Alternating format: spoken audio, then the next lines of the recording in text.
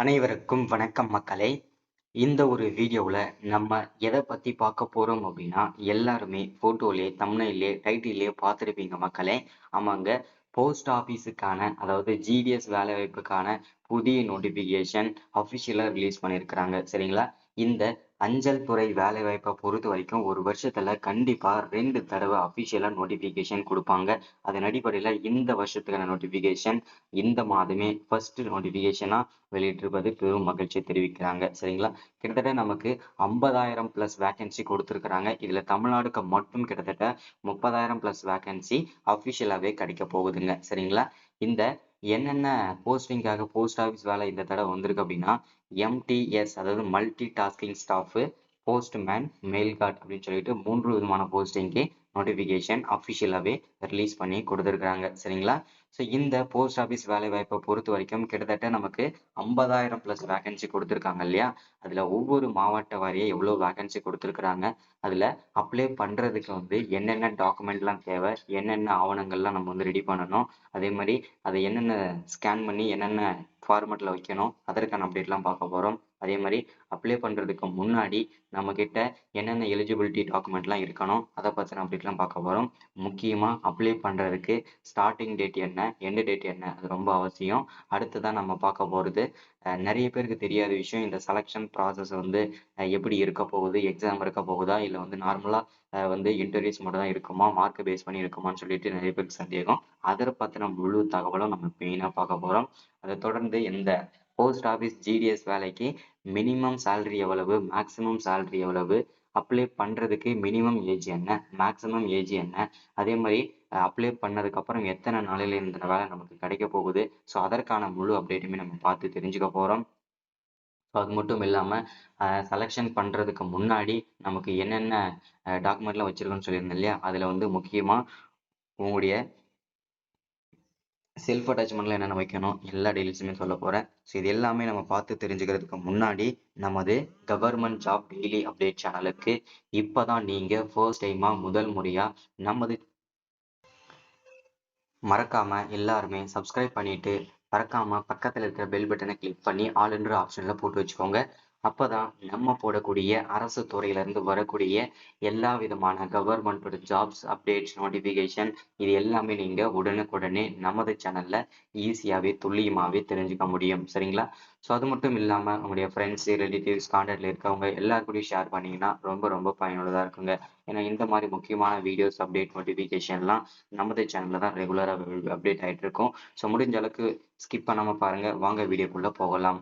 So இந்த வேலை வாய்ப்பை பொறுத்த வரைக்கும் எங்கிருந்து நமக்கு கொடுத்துருக்குறாங்க அப்படின்னா, இந்தியா போஸ்ட் ஆஃபீஸ் அஃபிஷியலாகவே நமக்கு கிடைச்சிருக்குதுங்க. சரிங்களா? என்னென்ன போஸ்டிங்கு நோட்டிஃபிகேஷன் கொடுத்துருக்குறாங்க அப்படின்னா, மல்டி டாஸ்கிங் ஸ்டாஃப் எம்டிஎஸ் அப்படின்னு சொல்லுவாங்க, போஸ்ட்மேன், மெயில் கார்ட், அதாவது பார்த்தீங்கன்னாக்கா பிஏ, எஸ்ஏ, கிளர்க் இந்த மாதிரி நிறைய விதமான போஸ்டிங்கு நோட்டிஃபிகேஷன் அஃபிஷியலாகவே நமக்கு கிடைச்சிருக்குதுங்க. சரிங்களா? கிட்டத்தட்ட நமக்கு வேகன்சின்னு பார்த்தோம்னா 50,500 பிளஸ் வேகன்சி நமக்கு கிடைச்சிருக்குதுங்க. சரிங்களா?